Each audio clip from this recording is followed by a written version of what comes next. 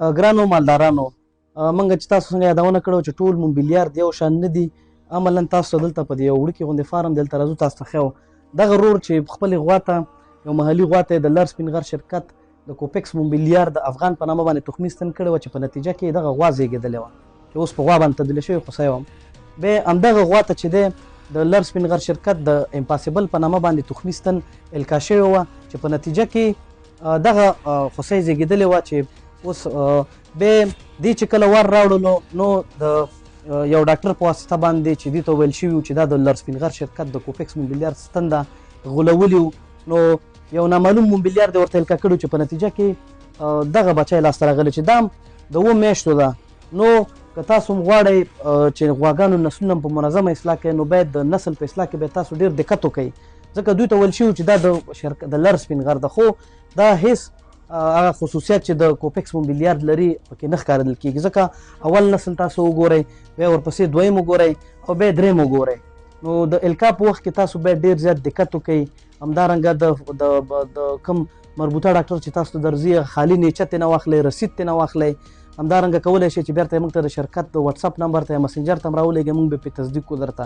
خو ستاسو څخه هم هیله داره چې 8-9 میاشتې خواري کوئ او نسل هم په منظم شکل را روان کړي، نو کوشش وکړئ چې په همغې نسل کې چې دی مخې ته لاړ شئ، نه چې یو خوا ته ترې نه ټوپ وهئ یا بل خوا ته ترې نه ټوپ وهئ.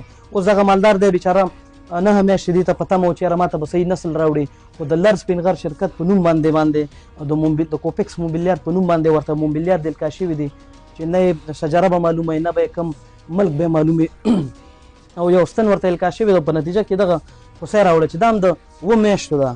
په 7 میاشتو کې د لر سپین غر شرکت د تخمي ستنونه چې کومې خوسی زیږېږي هغه بیرته په القا کېدو باندې راځي.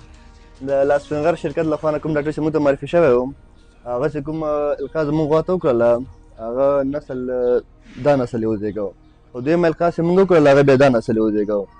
او په دریم ځل چې کوم ډاکټر موږ ته راغلی و هغه چې القا وکړه هغه دغه شی وزېږوه، خو 9 میاشتې موږ انتظار وکړو. متاسفانه دغه شی تاسو ته یې ویلي ورور جانه چې دا د لر سپین غر شرکت ستن ده؟ موږ ته یې ویل چې دا د لر سپین غر شرکت ستنه ده، خو هغه داسې نه و، ځکه موږ دعا کړې وې هغه دا شی راغله پکې. خو دریم ځل چې موږ ته راغی هغه ډاکټر موږ ته ویل چې د لر سپین غر شرکت ستنه ده، متاسفانه چې موږ نتیجه وکتل هغه دغه شی ووته. تاسو ورور جانه چې د لر سپین غر د خوا نه کوم ډاکټر در معرفي شوی و نو هغې سره به هم رابطه نیولې وه وروره؟ خو موږ هلته پوه نه سو که نه، خو موږ ویل 2 القاګانې موږ کړې مالزه موږ هماغه لر سپین غر شرکت والا وي، خو موږ چې کله وکتل 9 میاشتې انتظار هم وکړو هغه نتیجه بیا دا شی و. صحیح دی ورور جانه، یعنې په اول نسل کې چې دی دغه تاسو خپلې غوا ته تخمي ستن کړی و چې دغه بچی زیږول اوس په غوا تبدیل شوه، بیا همدې ور راوړه غویمه شوله که نه؟ بلکل. په نتیجه کې چې دی دا خوسی د امپاسیبل په نوم چې دی دا ورزیږوله. په دریم ځل چې دی چې کله ور راوړلو نو بیرته د یو معلوم موبیلیار په واسطه باندې چې دی ډاکټر هم ورته ویلي و چې دا د لر سپین غر شرکت ستن ده، زموږ خپل مشخص ډاکټر نه و، نو دغه یو بچی زیږولی. دغه بچی وزېږو. دریم ځل دغه القا موږ ته 9 میاشتې انتظار هم چې وکړو بیا نتیجه دا شی. نو تاسو فارمدارانو ته مالدارانو ته څه خواست لرئ وروره؟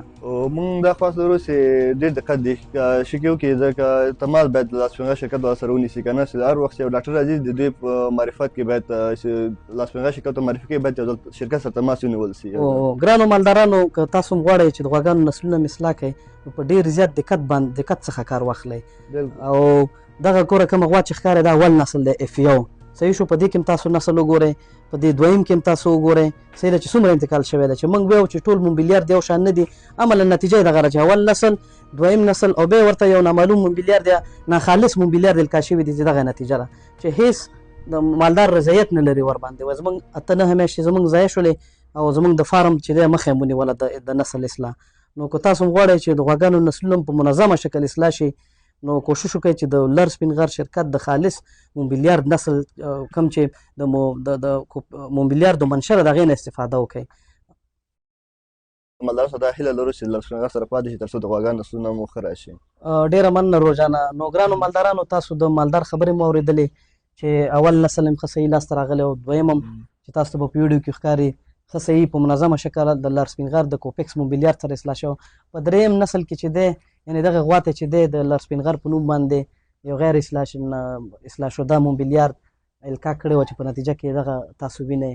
نو تاسو هم که غواړئ چې دغسې یو مالی تاوان یا د نسلي تاوان څخه بچ شئ نو کوشش وکړئ چې د لر سپین غر شرکت سره په منظمه شکل باندې پاتې شئ. او که هر ډاکټر درځي ځان سره نیچه وساتئ.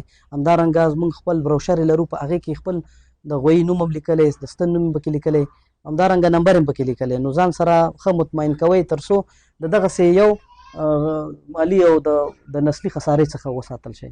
او ډېره مننه، مهرباني.